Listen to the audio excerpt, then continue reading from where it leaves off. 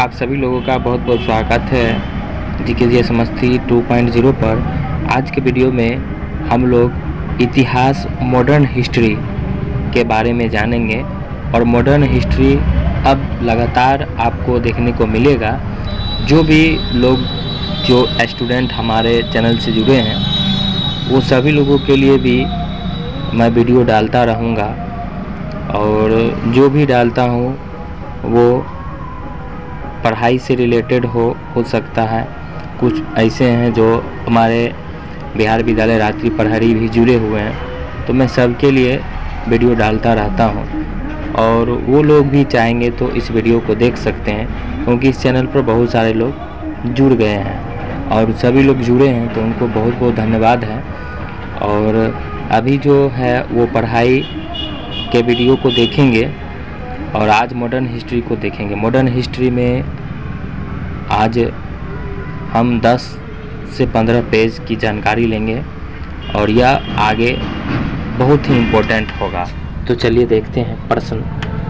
दीपावली घोषणा के तहत भारतीयों को डोमिनियन स्टेटस देने तथा गोलमेज सम्मेलन के आयोजन की बात कही गई थी। यह घोषणा किस गवर्नर जनरल ने की थी? तो इसका आंसर हो जाएगा लॉर्ड इरविन। क्या हो जाएगा?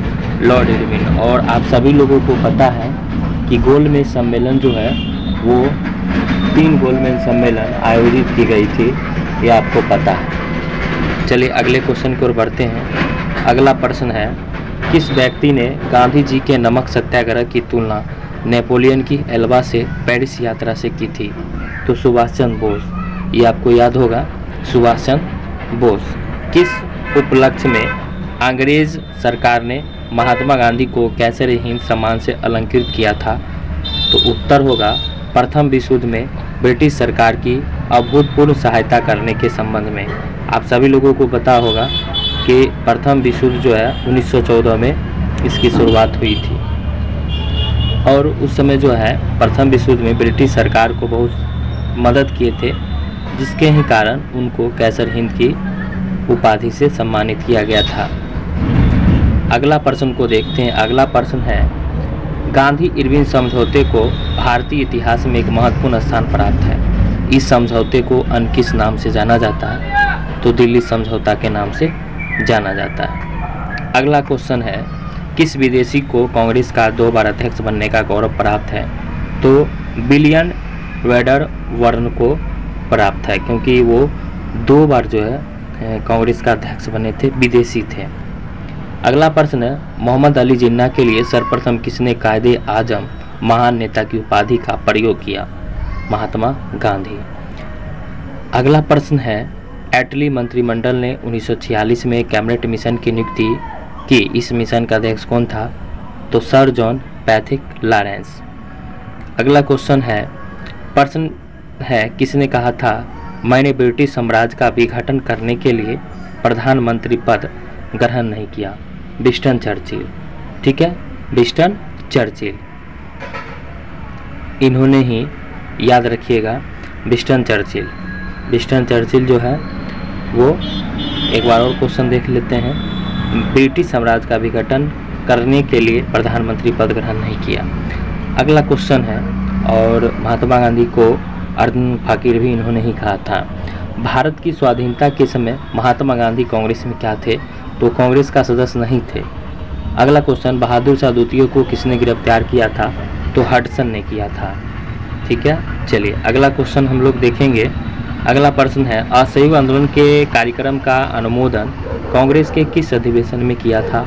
तो कांग्रेस का नागपुर अधिवेशन 1920 में। अगले प्रश्न को देखेंगे। अगला प्रश्न है, किस वर्ष भारत का विभाजन कर भारत व पाकिस्तान का निर्माण हुआ तथा ब्रिटिश सम्राट को भारत सम्राट की उपाधि प्राप्त हुई? 1947। अगला प्रश्न को देखेंगे।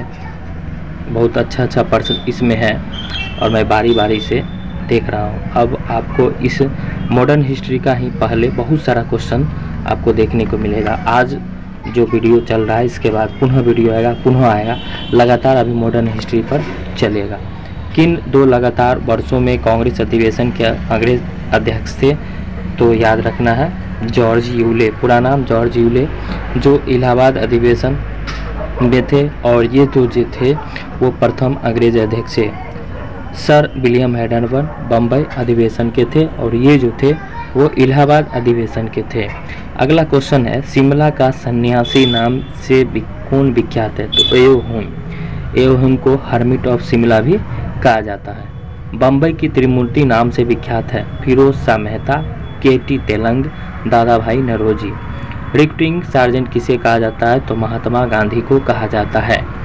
किस योजना ने सर्वप्रथम अल्पसंख्यकों की समस्या के हल को राष्ट्रीय स्वतंत्रता के मार्ग में बड़ी रुकावट के रूप में लाकर खड़ा कर दिया गया था? तो ये है अगस्त प्रस्ताव। उसके बाद अगला क्वेश्चन है मुसलमानों के असहयोग आंदोलन में भाग लेने का प्रमुख कारण बताया जाता है खिलाफत आंदोलन में मिला सहयोग। अगला प्रश्न है भारतीय रियासतों शेष भारत से अलग होकर नहीं रह सकती। रियासतों के भविष्य का निर्धारण करने का अधिकार जिस जनता को है वह जनता निश्चय ही उन रियासतों की होगी। यह कथन किसका है? तो जवाहरलाल नेहरू का है, जो भारत के प्रथम प्रधानमंत्री हुए थे और सबसे ज़्यादा दिनों तक वो रहे थे। अगले क्वेश्चन की ओर बढ़ते हैं। अगला क्वेश्चन है जलियांवाला बाग हत्याकांड 1919 के विरोध में किस एक भारतीय ने गवर्नर जनरल की कार्यकारिणी परिषद से त्यागपत्र दिया था? तो शंकर नारायणन ने दिया था। अगला क्वेश्चन है किस राष्ट्रीय नेता ने पाकिस्तान के प्रश्न पर मुस्लिम लीग का समर्थन करते हुए 1942 में कांग्रेस से इस्तीफा दिया था? तो चक्रवर्ती राजगोपालाचारी। और ये क्वेश्चन जो है बहुत ज़्यादा देखने को मिलता है। कामागाटारू की घटना किस वर्ष हुई थी? तो 1914 में। 1914 में ही प्रथम विश्व युद्ध की शुरुआत हुई जो 4 वर्षों तक चला था। वो क्वेश्चन बहुत ही हाईलाइटेड है, इसमें सभी क्वेश्चन हाईलाइटेड है। अगर आप पढ़ लेते हैं तो कुछ न कुछ आपको एग्जाम में आने वाले सभी एग्जाम के लिए महत्वपूर्ण होगा। और मैंने बोल दिया कि अब जो है इस पर हिस्ट्री का जो है लगातार मॉडर्न हिस्ट्री का वीडियो ये क्वेश्चन जो है आपको मिलेगा। मुस्लिम लीग ने अपने किस अधिवेशन में डिवाइडेड एंड विक्ट का नारा दिया था? तो कराची अधिवेशन 1943 में। अगले क्वेश्चन की ओर बढ़ते हैं। प्रश्न है हालात की मजबूरी थी और यह महसूस किया गया कि जिस रास्ते पर हम चल रहे हैं उसके द्वारा गतिरोध को दूर नहीं किया जा सकता, अतः हमको देश का विभाजन स्वीकार करना पड़ा। यह कथन भी पंडित जवाहरलाल नेहरू जी का है। अगले प्रश्न की ओर बढ़ते हैं। ब्रिटिश सरकार ने जलियांवाला बाग हत्याकांड की जांच के लिए एक कमीशन की नियुक्ति की थी और उस कमीशन का नाम हंटर कमीशन था। आप सभी लोगों को पता होगा। वह कौन सी घटना थी जिसके बाद महात्मा गांधी ने ब्रिटिश सरकार के विरुद्ध अपना सर्वप्रथम असहयोग आंदोलन प्रारंभ किया? रॉलेट एक्ट कानून, जो आपको याद होगा। 1857 में अंग्रेजी साम्राज्य के विरुद्ध पंजाब में किस सशस्त्र विद्रोह किया था? तो वो है नामधारी सिखों ने। ठीक है, पंजाब में जो है वो विद्रोह किया था। ये क्वेश्चन आपको लग रहा होगा कि ये क्वेश्चन नया है। अगला क्वेश्चन है गिल्फ्रेसेस ऑफ द वर्ल्ड हिस्ट्री के रचयिता पंडित जवाहरलाल नेहरू। 20 फरवरी 1947 को किस ब्रिटिश प्रधानमंत्री ने कॉमन सभा में भारत को स्वतंत्रता देने की घोषणा की थी? एटली। 1905 में बंगाल विभाजन किसके द्वारा किया गया? तो लॉर्ड कर्जन के द्वारा किया गया। भारतीय राष्ट्रीय आंदोलन के दौरान भारतीय राजनीति का शांति काल किस अवधि को कहा जाता है? तो प्रथम विश्व युद्ध काल का, जो प्रथम विश्व युद्ध 4 वर्षों तक चला था, 1914 से 1918 तक। 1916 का लखनऊ पैक्ट किन किन के बीच हुआ था? तो कांग्रेस और मुस्लिम लीग के बीच हुआ था 1916 में लखनऊ पैक्ट। हंटर समिति की नियुक्ति किस घटना की जांच के लिए किया गया था? तो जलियांवाला बाग जांच के लिए। बाल गंगाधर तिलक के सार्वजनिक रूप से लोकमान्य की उपाधि किस आंदोलन के समय दिया गया था? तो होम रूल आंदोलन के समय। भारतीय राष्ट्रीय आंदोलन गर्मपंथियों के प्रभावाधीन कब से आया था? तो 1906 के बाद आया था गर्मपंथियों के प्रभावाधीन। ठीक है, नरम दन और गरम दन 1907 में हो गया था अलग अलग सूरत अधिवेशन में। लंदन में जनरल ओडायर को गोली किसने मारा था? तो उधम सिंह ने मारा था। भारत छोड़ो आंदोलन प्रारंभ करने के पश्चात महात्मा गांधी को नज़रबंद करके कहाँ रखा गया था?